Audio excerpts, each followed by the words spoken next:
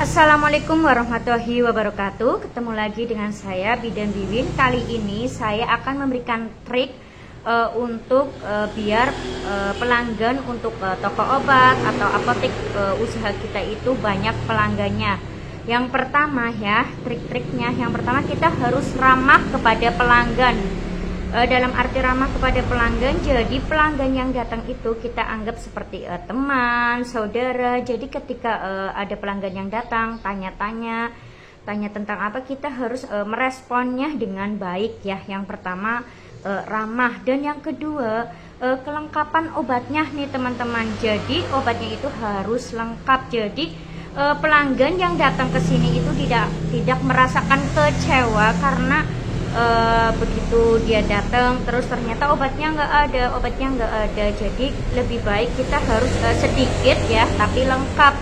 Yang sebelumnya saya pernah bilang kalau misalnya belanja obat itu ya nggak apa-apa lah, kalau misalnya untuk awal-awal yang mau buka usaha di dalam bidang obat itu misalnya belanja tiga macam, dua macam, yang penting obatnya itu lengkap ya. Yang kedua, dan kita itu harus tahu apa yang kita jual, obat-obat apa yang kita jual harus tahu dari isi, komposisinya, kegunaannya ya, terus macam-macam obat merek dagangnya itu apa aja. Jadi ketika kita lagi nggak ada pasien nih ya, lagi nggak ada pelanggan kayak gitu, kita harus sering baca-baca lah. Kan itu emang kalau di toko obat atau di apotek kan macam obatnya itu banyak, jadi kita harus rajin-rajinnya membaca biar tahu kegunaannya itu apa, isinya apa aja kayak gitu. Soalnya yang sering terjadi itu kalau pelanggan yang datang ke apotek ke toko obat itu pastinya dia akan ini tujuannya untuk apa ya Bu ya, kayak gitu. Jadi kita langsung tahu kayak gitu. Kalau itu juga kayak gitu. Dan ada juga ya untuk pelanggan, saya mencari obat ini ternyata di apotek kita atau toko obat kita itu tidak ada, tapi karena dengan kita sering membaca ya, jadi kita tahu oh iya obat itu isinya, komposisinya ini Bu. Jadi kalau merek itu di sini nggak ada, jadi kalau untuk merek yang lainnya ada Bu, gimana Bu, kayak gitu. Kalau misalnya ibunya paham dengan penjelasan kita, tentunya dia akan mau kok obat dengan ganti merek tersebut ya. Dan yang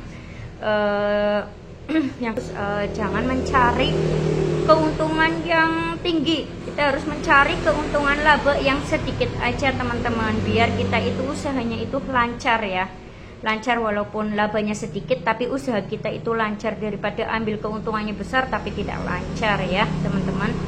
Terus kita harus mempunyai trik-trik yang lainnya ya, mempromosi marketingnya itu yang harus kita jalanin dengan baik. Karena dengan adanya toko obat atau apotek, kalau kita asalkan buka cuma nunggu orang datang itu kayaknya agak susah sih, walaupun ya emang semuanya ada rezekinya, tapi rezeki juga harus dijemput loh teman-teman. Jadi kita harus membagikan leaflet kayak gitu, membagikan leaflet ke masyarakat yang di sekitar, masyarakat sekitar. Kalau di sini ini ada apotek baru loh, ada toko obat baru loh, bukannya jam segini kayak gitu. Di sini ada pemeriksaan, misalnya pemeriksaan gula, asam urat kayak gitu, kolesterol kayak gitu loh. Harus membagikan leaflet biar tujuannya masyarakat itu akhirnya jadi tahu oh iya di sana tuh ada apotek toko obat yang baru loh. Teman-teman kan bisa mengajak untuk teman-teman yang lainnya untuk datang kalau misalnya dia itu membutuhkan obat kayak gitu.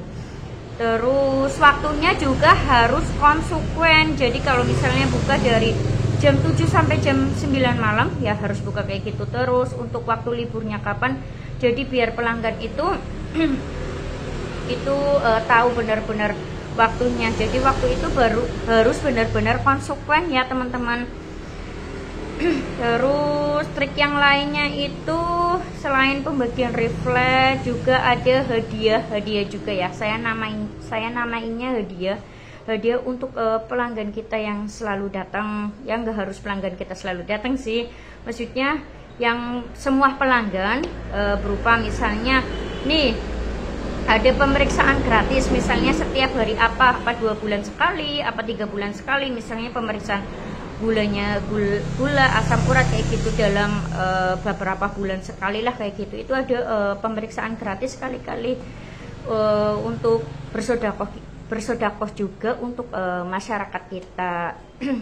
Sebenarnya tanpa kita sadari, rezeki yang kita dapatkan itu juga dari kita bersedekah, dari kita memudahkan urusan orang lain ya, memudahkan urusan orang lain, itu sebenarnya kita akan mendapatkan rezeki yang tanpa kita sadari loh teman-teman. Jadi di situ harus ada hadiah lah, hadiah untuk pelanggan kayak gitu.